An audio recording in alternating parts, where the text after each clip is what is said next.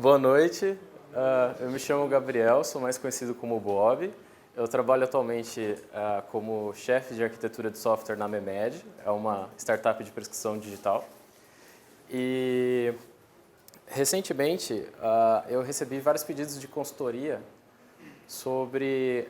o cara ele tem tipo uma aplicação legada e ele escuta a gente falar todas essas coisas legais de Continuous Integration, Continuous Delivery e tudo mais.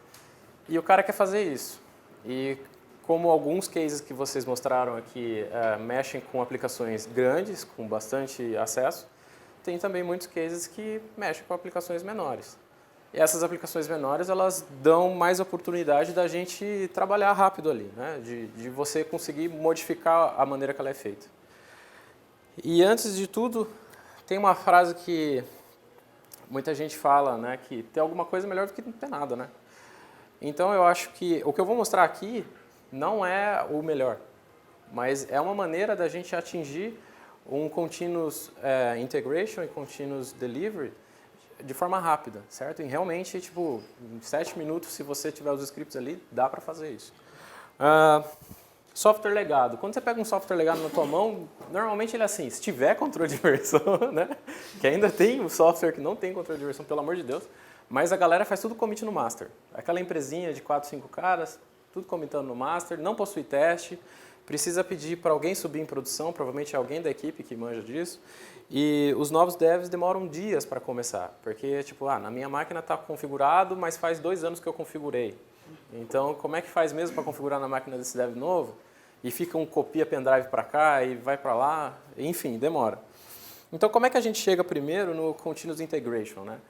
A gente fala tanto em Continuous Integration, mas raramente a gente olha para a definição dele. E, tipo, Continuous Integration é uma prática de você, tipo, juntar todo o trabalho dos desenvolvedores, né, a cópia de todos os trabalhos, em uma linha principal, né, várias vezes por dia. Tipo, eu nunca ia falar que Continuous Integration é isso, sério. E, então, qual que é a minha definição? A definição do Bob? Cara, os devs fazem commit, você tem um servidor de integração que testa. Basicamente é isso, né? Nas palavras mais simples. Tá, agora você fala assim, puta, eu não tenho teste na minha máquina, né? Como é que... Aí você pensa, como é que você testa na sua máquina hoje em dia? Provavelmente o cara que tem o software legado vai falar, eu faço isso manualmente. Vou lá, clico nos botões, faço o cadastro de um usuário, vejo que está tudo funcionando e tal.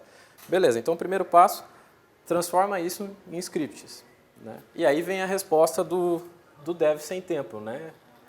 Cara, eu não tenho tempo para fazer teste, mas tem um hack aí. Então, o que a gente pode fazer? Instala a extensão lá no seu Firefox do Selenium, grava uma macro, cadastra um usuário. No final da sua macro, pede para o Selenium tirar um screenshot.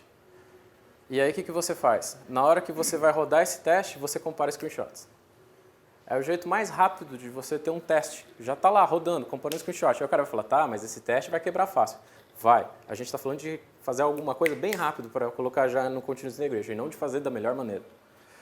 E se a gente olhar na pirâmide de testes, que todo mundo fala, a pirâmide fala que você deve ir da base para a ponta, né? Então, primeiro fazer os testes unitários e depois você fazer os testes de automação com interface. Quando você tem um software legado, você vai percorrer essa pirâmide ao contrário, você vai da ponta para a base. Porque o seu software ele não está preparado para teste unitário, mas provavelmente você fazer um teste de interface é rápido, dá para fazer, certo? Beleza, você fez esse teste e agora você precisa automatizar.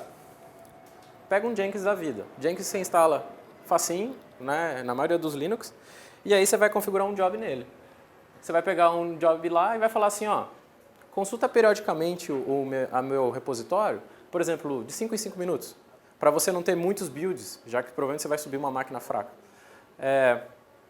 E chama esse script aqui, um bashzinho que você cria lá, rodar testes. Esse rodar testes vai gerar um XML, alguma coisa, por exemplo, JUnit, que o Jenkins já é nativo, já sabe ler, ou ele pode gerar um XML ou um JSON, que também dá para colocar o plot. Tem um plugin para o Jenkins que você fala assim, cara, entra nesse arquivo, pega essa métrica aqui e plota para mim. E aí você consegue plotar e também falar se a build deu certo ou deu errado. Então, para todo commit, a task de teste vai rodar, certo? Mas para fazer esse teste ser executado, ele tem que rodar em algum lugar. Qual que é o jeito mais rápido da gente fazer isso? Pega e clona a sua produção. Certo? Se o cara é uma empresa pequena, clonar a produção não significa grande coisa. certo? Ele ainda tem um servidorzinho ali, provavelmente, nem escalou e tal, tá fácil de fazer isso. E aí, meus caros, parabéns, você tem Continuous Integration, né? Aí o cara vai falar, sou DevOps, né? DevOps. Calma, meu cara. Mas aí vai vir aquele dev felizão e vai falar assim, cara, meu banco ele muda toda hora. E eu não quero manter várias instâncias, porque eu vou ter que manter instância de produção e instância de teste, com o esquema sincronizado, com os dados sincronizados. Como é que eu resolvo isso? A maneira que hoje eu vejo como a mais rápida e mais vantajosa, Docker. Então, o que você faz? Você tem o Docker Compose que vai subir um conjunto de containers. Então, você vai subir teu Nginx, teu PHP, Python, o que quer que seja, aí o MySQL, Elasticsearch, Memcache, todas essas coisas. Você vai rodar migrations. Migrations fazem o quê? Elas criam um esquema do banco de dados, né? Então, vão criar as tabelas. Depois, os seeders, eles vão inserir uma pequena quantidade de dados lá nessas tabelas. É importante que você tenha esse seeder porque você tem uma base de dados confiável para os testes, certo? Sempre insere os mesmos dados. E com isso, você consegue executar testes do Selenium de forma mais precisa. E aí, depois disso, você coloca no Bash também, certo? E aí você tem um plus de ter feito isso. Um novo dev tem sua máquina configurada em minutos. Dessa forma aqui, hoje, onde eu trabalho, um novo dev, em 30 minutos, no primeiro dia dele, está com o ambiente configurado e começa a trabalhar. Então, tipo, e ele não tem contato com os dados de produção, porque a gente fez aquele seeder, já com dados fictícios. Às vezes uma parte do dado é real, outra é fictícia. E, por exemplo, tem cara que pega um dump da produção que tem, sei lá, 100 mil registros. Imagina você jogar um cara desse no Elasticsearch, demora um pouquinho. Você pega uma base que tem, tipo, 1000. Todas as variações de um registro e deixa lá. Então é muito mais rápido de você subir. Beleza. E aí a gente chega no Continuous Delivery. Como é que eu chego no Continuous Delivery de uma forma rápida, né? Se a gente olhar a definição do Continuous Delivery, fala então que o time ele produz software em pequenos ciclos, né? Garantindo que esse software ele pode ser lançado a qualquer momento. Bom, tradução do Bob, né? Então, os devs fazem commit, o servidor de integração testa e faz deploy. É interessante aqui lembrar que Continuous Delivery é deploy sob demanda, então ainda precisa alguém lá e apertar um play. Continuous Deployment, aí é automático, certo? Passou no teste, sobe. Tá, primeira coisa que o cara vai ter que fazer, separar o código de produção do desenvolvimento. Lembra que ele só tinha um branch master que comentava tudo? Existem duas formas. Uma forma é você usar o GitHub Flow, que é aquele de pull request, e a outra forma é você usar o Git Flow. O Git Flow, uma explicação bem rápida dele, você tem a branch develop, onde está o código de desenvolvimento. Você pode ter a branch que é feature barra alguma coisa, onde você tem um código de desenvolvimento isolado. Você tem a branch de release, onde é um código que está pronto para beta. Você pode ter aí 3 ambientes nesse caso. Você tem o seu ambiente de develop, que muita gente chama tipo de homologação. Você pode ter o seu ambiente de beta, onde você pega uma parcela pequena dos usuários e coloca nele para receber as últimas features e serem os testers. E você tem um ambiente de produção.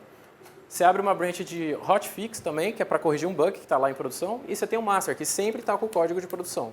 Então, dessa forma, você separou e você consegue o deploy mais babaca e fácil do mundo, que é um pull na branch master, certo? Então, o que você vai fazer? Você vai criar uma task lá no seu Jenkins que pode ser executada se a anterior deu certo. Ou seja, a anterior é a sua task de teste e essa é a task de deploy. No Jenkins você consegue configurar para a task ficar liberada para ser executada e não ser executada automaticamente. Então, o Continuous Deployment, né, ela seria automática. E o Continuous Delivery você tem que ir lá apertar o play, né, o construir agora. E aí, com isso, você chega no Continuous Deployment, certo? É isso.